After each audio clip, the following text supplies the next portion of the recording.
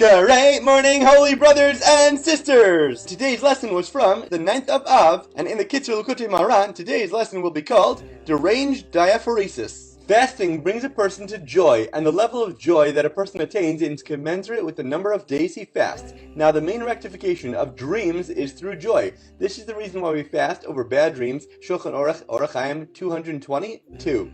Namely, in order to elicit joy, which is the primary rectification for a dream. Therefore, a person who does not wish to fast over his dream is told by those involved in rectifying his dream, "Go eat your bread in joy," Ecclesiastes 9:7, because joy is the main rectification for dreams.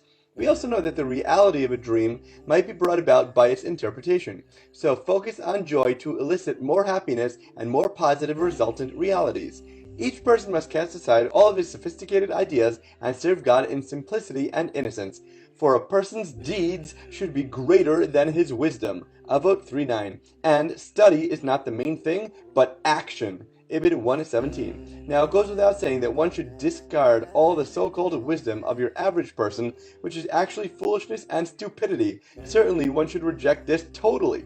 But even regarding real wisdom, and even for a person who has a truly high-caliber mind, when it comes to performing in a religious devotion, a person must cast aside all of his wisdom and engage in the service of God with simplicity and innocence. He must even act in a way and do things that look crazy for the sake of serving God, because sometimes it is necessary to do things that look crazy in order to do God's will. A person must be willing to roll around in all kinds of mud and muck for the service of God and for His mitzvahs. And this does not apply only to explicit mitzvahs.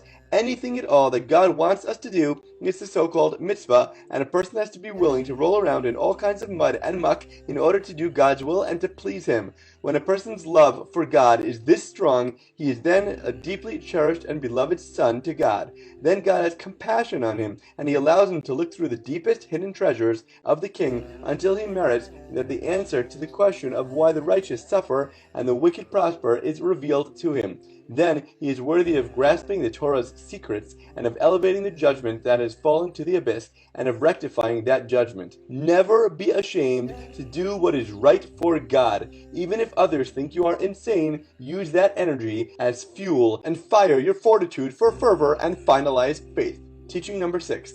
Al Yidei Zeat Tova, through a good sweat. When a person perspires in the course of performing a holy act, he thereby attains joy, and he also attains healing.